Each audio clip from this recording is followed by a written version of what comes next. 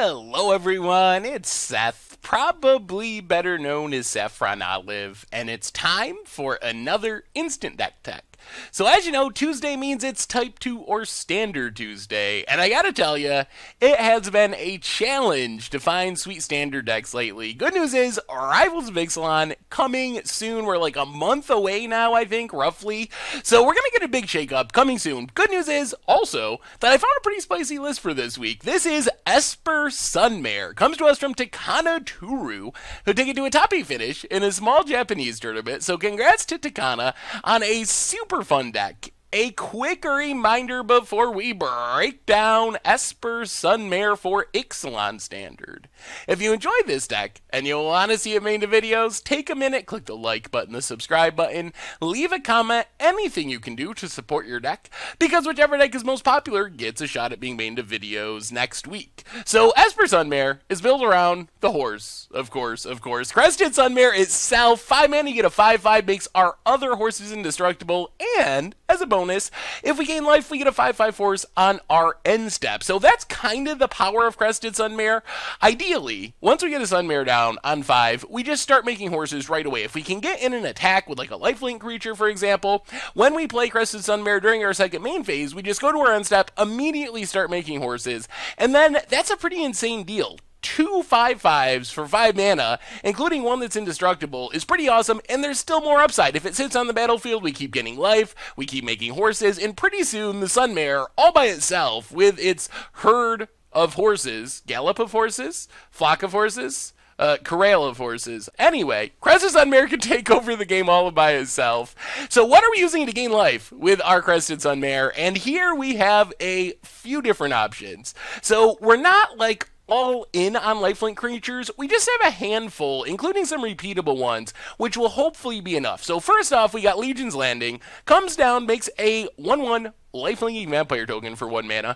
The big payoff, though, is if we can flip it around, it gives us a way we can make a lifelink creature every single turn with Adanto the first fort. So that gives us a steady stream of just lifelink chump attackers. We don't really care. Like, sure, you block our lifelinking vampire, it dies. That's a sad story. The good news is we get a 5/5 horse as an upgrade. So Adanto actually is pay 3, make a 5/5 horse once we get our Crested Sun Mare out. Sacred Cat gives us another 1/1 lifelinker, another good chump attacker, chump blocker, that comes back from the graveyard with Embalm, so we kind of get 2 for the price of 1, and then Ether Sphere Harvester is still just a really strong card. We can crew it up with our Sacred Cats and other creatures, gets in flying, lifelinking damage, plus it blocks Glory Bringers and deals with some annoying things in the format, so pretty good option there as well. So these are our primary ways of gaining life for our Crested Sun Mare.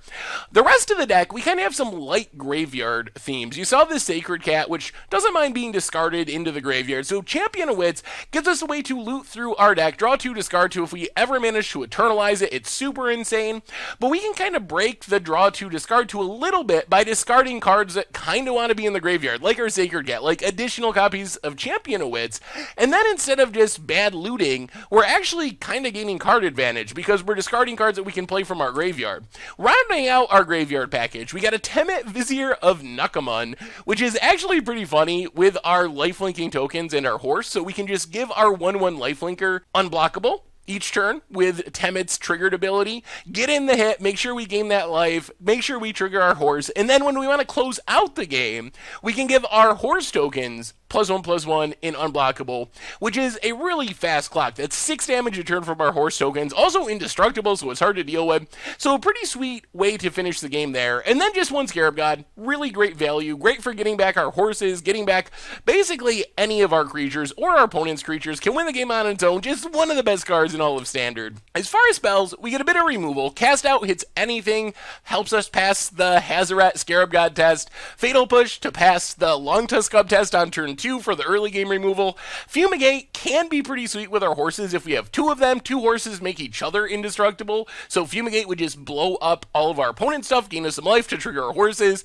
Star Finish gives us kind of a weird removal spell, but it works well with Champion of Wits. We can discard it as one of the loot cards and then flash it back from the graveyard, sacking a relatively useless like Adanto token, one of our 1/1s, to kill anything from the graveyard.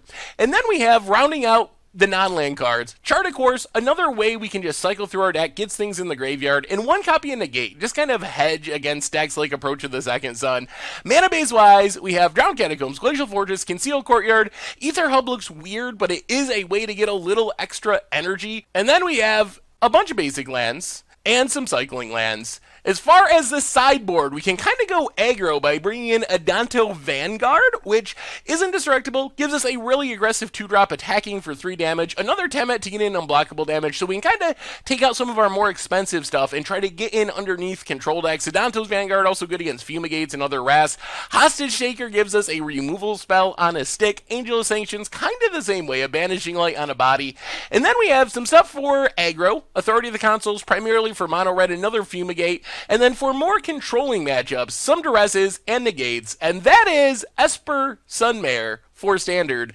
And that's our Instant Deck Tech for today, so thank you very much for watching. I hope you enjoyed the video, and I will talk to you soon. Thanks for watching the video. If you enjoyed it, help us out by clicking that like button down below. And to keep up on all the latest and greatest, click that subscribe button. And don't forget to hit that bell icon to get alerts whenever we have new videos. And if you want to, check out some of our other sweet videos here and here.